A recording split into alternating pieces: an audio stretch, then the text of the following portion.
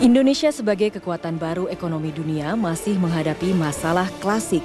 Kemajuan ekonomi yang terjadi hanya dirasakan sebagian penduduk, terutama di pusat perekonomian.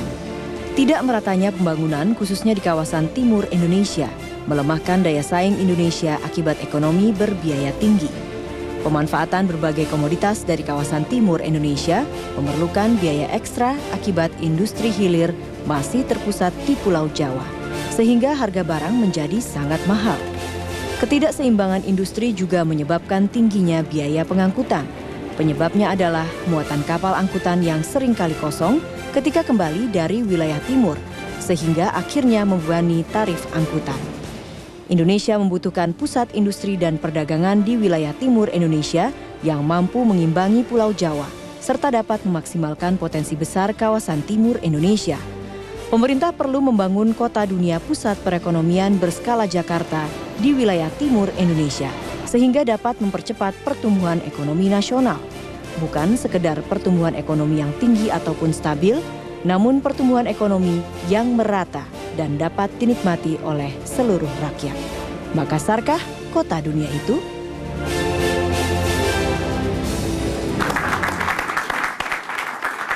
Terima kasih Anda masih di Economic Challenges. Kita sedang membahas mengenai Makassar sebagai kota dunia.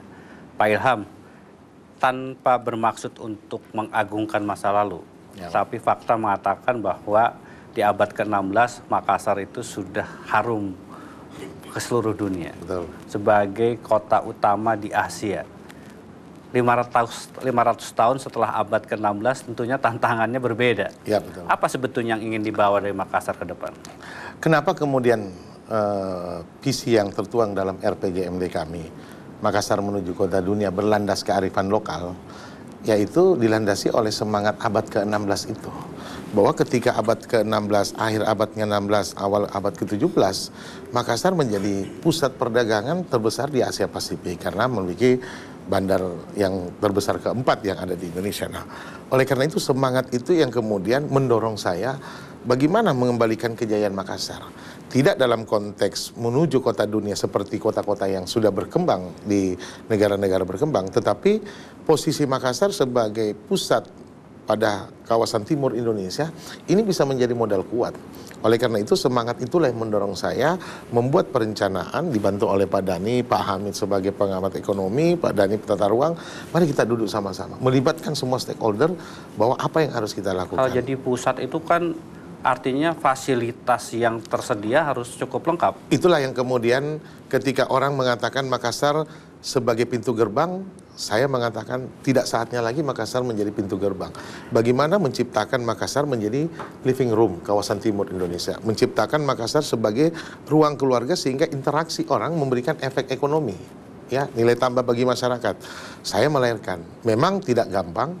Yang pertama harus saya lakukan bagaimana merubah stigma pemerintahan dari pemerintahan yang tidak optimal memberikan pelayanan yang betul menjadi pelayan masyarakat. Sehingga menciptakan pemerintahan yang baik menjadi mendasar. Kemudian penata ruang yang harus tertata dengan baik. Makassar selama ini selalu diidentikan menjadi kota ruko. Bagaimana ruko-ruko itu bisa menjadi sesuatu yang optimal yang bisa memberikan nilai ekonomis. Yang ketiga, harus memberikan jaminan kepastian hukum dan keamanan. Kalau kemudian ingin melompat menjadi kota dunia, Pak Ilham, salah satunya kan yang dibutuhkan infrastruktur. Ya kan, terutama maka itu sebagai kota pinggir pantai, dia butuh pelabuhan yang lebih. Maka inilah Mas, ketika saya berbicara pada percepatan untuk meningkatkan perekonomian masyarakat, kami tidak berpikir dulu pada penataan infrastruktur. Setelah capaian itu kita dapatkan, kemajuan Makassar sudah semakin mendesak, sejalan dengan posisi Makassar yang menjadi magnet kuat menarik, maka kebutuhan akan infrastruktur itu sudah sekarang terdesak. Pelabuhan sudah harus dibenahi. Penambahan ruas jalan sudah harus dipikirkan sekarang. Kapan itu akan dilakukan, Pak? Sayangnya saya berakhir tahun depan, Mas. Nah, ini kan perjalanan 5 tahun akan berganti kepemimpinan. Kalau hitungan Pak Ilham sendiri, kapan pelabuhan itu harus diperluas lagi? Sebenarnya jalan-jalan diperpanjang. Sebenarnya perencanaan sudah ada. Perencanaan sudah ada, cuman ini harus saya titipkan kepada kepemimpinan yang akan datang. Nah, program pembangunan sustainable yang berkelanjutan memang harus berpikir pada konsep kepemimpinan orang yang memahami betul. Sebenarnya pelabuhan ini sudah saatnya, Mas. Karena kapasitas pelabuhan kita yang 350 TEUs pada terminal kargo itu sudah melampaui. Bahkan sekarang bagaimana tumbuh di Makassar terminal-terminal kargo, pergudangan kargo di luar pelabuhan. Nah, oleh karena itu kita minta pemerintah pusat sudah harus bisa memikirkan, walaupun ada sinergi yang bisa terbangun antara Pelindo dan swasta dan pemerintah kota. Kami pun sudah menyiapkan dukungan regulasi untuk kawasan kurang lebih 250 hektar untuk melakukan pengembangan pelabuhan ke depan. Pak Dhani, kalau di kacamata tata kota, Makassar seperti apa yang sebaiknya atau kita jadikan kalau memang ingin menjadi bagian kota dunia? Saya kira ukuran sekarang disepakati di dunia, kebetulan Makassar masuk dalam World City Summit member.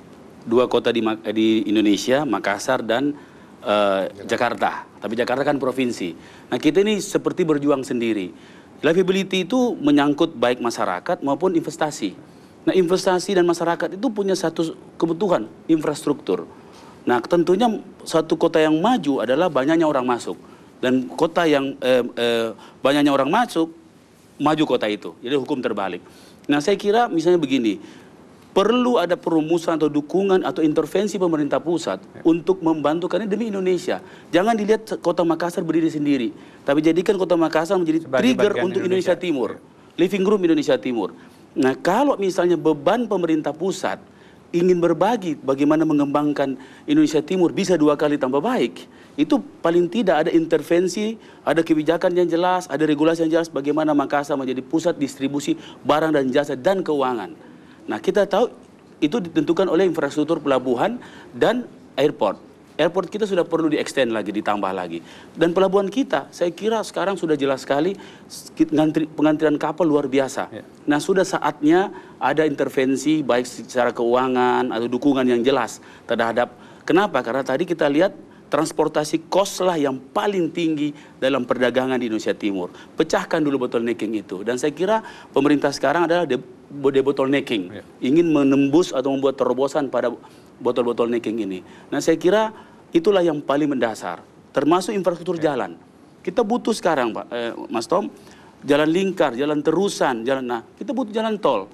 Persoalan jalan tol, kebijakan pemerintah pusat.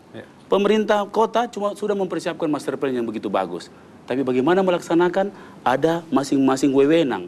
Nah, inilah kendala yang paling besar dari pemerintah kota. Pak Hamid, kalau dilihat dari kacamata ekonomi, Pak, adakah transformasi yang signifikan dalam sisi perekonomian di Makassar sekarang ini? Ya, sangat signifikan dalam 10 tahun terakhir ya. Kalau dulu kan tentu titik beratnya pada pertanian. Nah, kalau kita lihat sekarang ini memang sudah masuk pada industri pengolahan, kemudian jasa yang dominan. Karena memang Makassar kan pusat perdagangan. Jadi memang Makassar harus ditransformasi ke bagaimana menjadi fasilitator terhadap wilayah sekitarnya. Oleh sebab itu Makassar mestinya berkembang dengan tingkat perekonomian yang menggunakan inovasi yang lebih baik dengan tingkat produktivitas yang tinggi untuk mentransformasi barang-barang yang dari wilayah-wilayah 23 kabupaten lainnya menjadi memiliki nilai tambah yang lebih baik. Pada saat yang sama dengan produktivitas tinggi tentu masyarakatnya akan mendapat income yang atau upah yang lebih baik gitu kan. Jadi, kalau dari kacamata Pak Hamid sebagai kota dunia itu, Makassar ekonominya akan seperti apa ya, Pak? Ya, dia lebih pada melayani wilayah-wilayah sekitarnya. Karena kan dia harus menyiapkan tadi infrastruktur, menyiapkan perbankannya, menyiapkan pelabuhannya untuk kemudian terjadi perdagangan ke luar. Apakah sistem keuangan dan sistem perbankan cukup menunjang untuk tujuan itu, Pak? Nah, ini belum. Ini mesti dibuka. Sekarang kan masih terfokus di beberapa kota Indonesia, semuanya masih ada di Jakarta. Beberapa instrumen keuangan yang mestinya dikembangkan juga di wilayah timur, termasuk apakah di Makassar dan di kota lain di Indonesia Timur. Nah, instrumen keuangan yang menopang sebenarnya perekonomian yang lebih maju kan masih semuanya di Jakarta.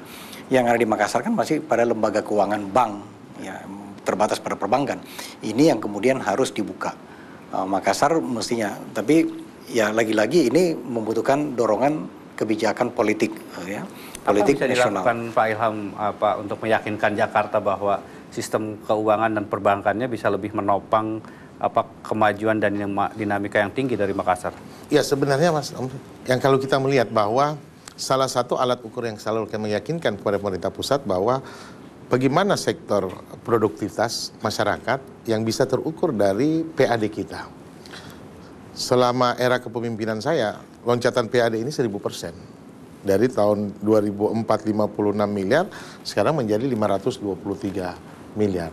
Saya kira ini modal besar untuk meyakinkan bahwa kalau pemerintah pusat tidak memberikan dorongan perhatian, maka ini tidak mempercepat. Kalau Makassar tidak cepat dalam proses, maka imbas daripada Indonesia Timur dan Sulawesi Selatan juga akan terhambat. Nah, oleh karena itu 24 kabupaten, 23 kabupaten yang ada di Sulawesi Selatan sebenarnya bisa lebih cepat.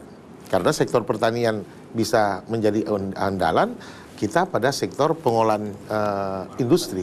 Nah, bagaimana sinergi? Mulai penataan infrastruktur ya.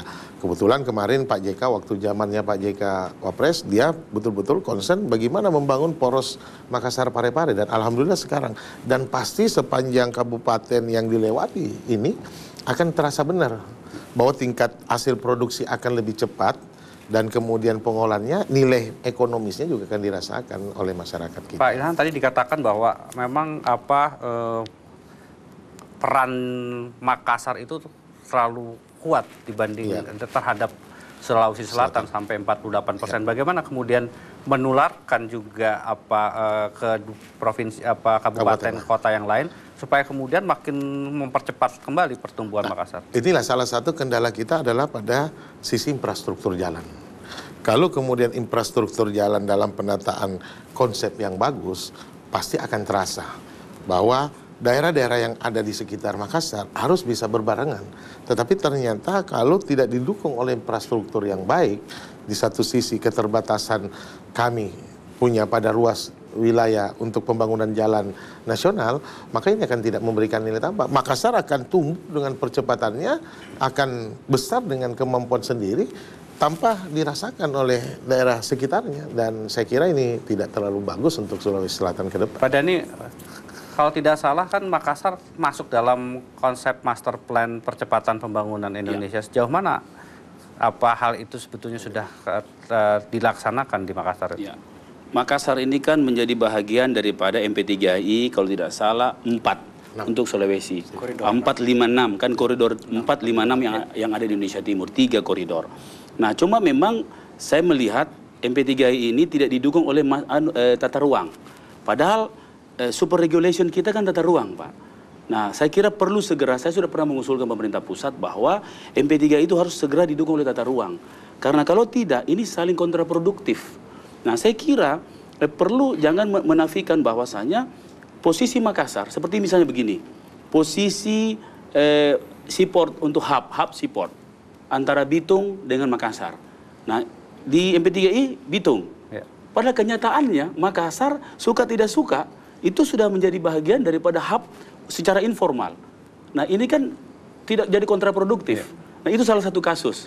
Dan kemudian pengembangan tentang... Jadi harus memilih tuh ya, secara lebih jelas. Kalau secara formal sudah di Bitung. Ya. Sudah di Bitung. Tapi secara informal yang jalan, karena fasilitasnya lebih lengkap, faktanya orang ke Makassar. Perdagangan juga ke Makassar. Dan ini kan melawan anatomi yang sudah memang terbentuk. Nah, kemudian yang berikutnya, kita tahu Indonesia Timur kekuatannya di laut. Klaster laut belum ada, Pak. Nah, kita tahu kita punya rempah-rempah di Indonesia Timur.